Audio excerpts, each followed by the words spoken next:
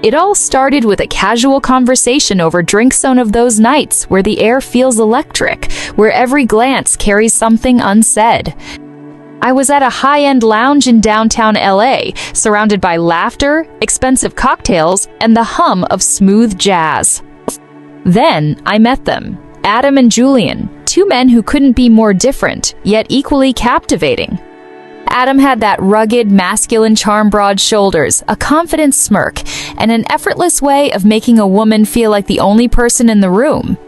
Julian was refined, all tailored suits and articulate speech, with a quiet intensity that made you crave his attention. What started as harmless flirting escalated quickly.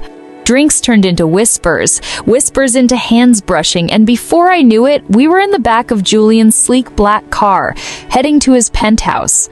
I had imagined this kind of night before, two men, both wanting me, both focused entirely on my pleasure, but nothing could have prepared me for how intoxicating it would actually be. The way they touched me, like I was something to be worshipped, made me feel powerful, desired, adored. The chemistry was explosive, every kiss, every touch setting my skin on fire. The way they worked together, as if they had done this before, made me dizzy with excitement. Julian, ever the gentleman, ensured my comfort, while Adam took charge, leading the night with a hunger that left me breathless. Hours later, as we lay tangled in silk sheets, their bodies warm against mine, I realized something. I had never felt more alive, more seen, more satisfied. But the universe has a cruel sense of humor. The next morning, reality came crashing down. I reached for my phone, still delirious from the night before, and saw a message from my best friend Lena. "You won't believe this. My brother's in town. Can't wait for you to finally meet him. Drinks later?" My stomach dropped. Lena's brother was Julian. I turned my head, my heart pounding, and saw Julian watching me with a knowing smirk. He reached for my wrist, placing a lingering kiss on my palm. "I suppose we have a little secret now, don't we?" Panic twisted in my chest. Lena had been my closest friend for years, and I had just spent the night with her brother and another man. What would she think if she found out?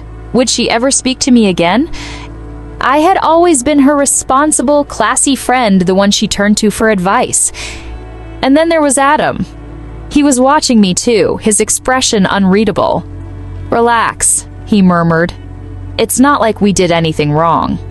Didn't we? I dressed in silence, my mind spinning.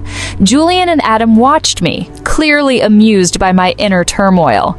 Before I could leave, Julian reached for my waist, pulling me close. "See you later, beautiful," he whispered against my ear. I wanted to believe this was just a thrilling one-time experience, something to keep locked away as a secret indulgence. But as I walked out of that penthouse, I knew deep down, this wasn't over. And that terrified me. I never thought I'd actually go through with it. The idea had been simmering in the back of my mind for years, an untamed fantasy. But fantasies are just that, dreams, illusion. Things you think about when you're bored at work or lying in bed alone, scrolling through your phone late at night, until it wasn't just a fantasy anymore. It started at a bar, a random Friday night.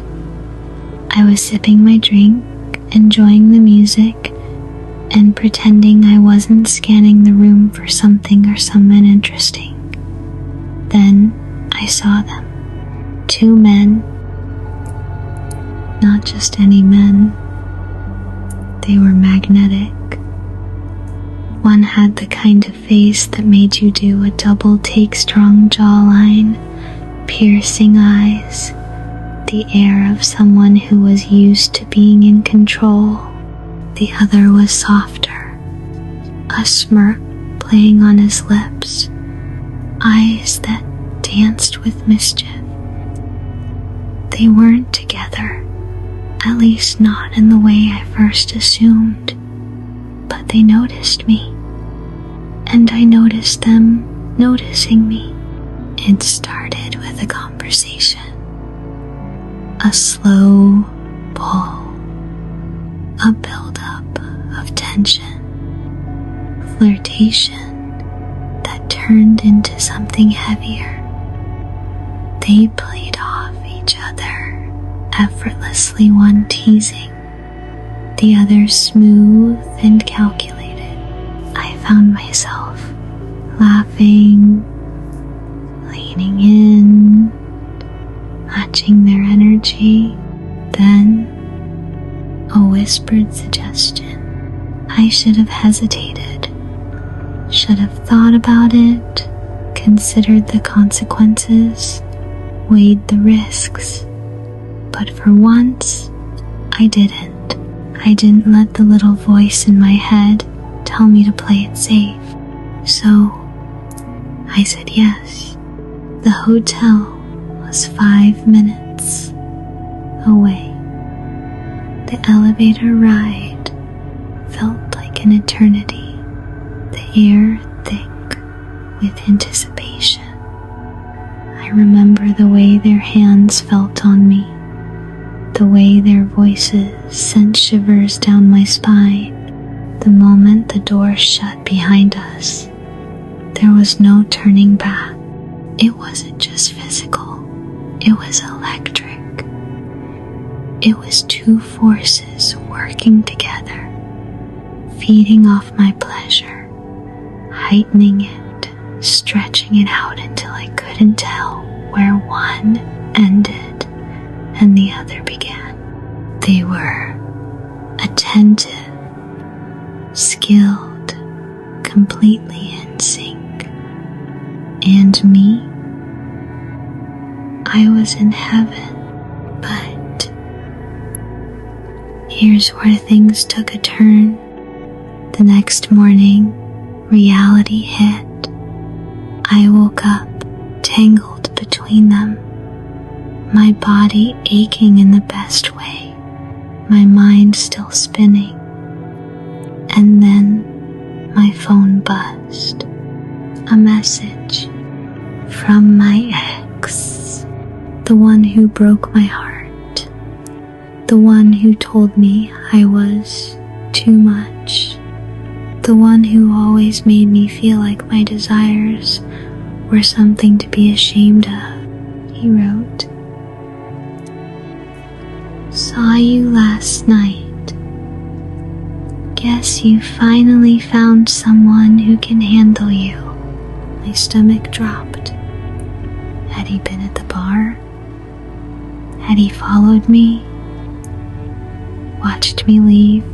The men beside me stirred, oblivious to the sudden panic flooding through me. And that's when it hit me, this wasn't just about one night. It wasn't just about pleasure. This was a statement, a line drawn in the sand. I wasn't the same woman he left behind. I wasn't ashamed. I wasn't afraid to take what I wanted. So, I did something I never thought I'd do. I sent him a picture. Just to glimpse me bare shoulder, the tangle of sheets, a shadow of one of the men behind me. And then I blocked his number. Let him wonder. Let him see. Let him realize he never really knew me at all. I turned my phone off, rolled over, and let myself get lost in the moment again, because for the first time in years, I was exactly where I wanted to be.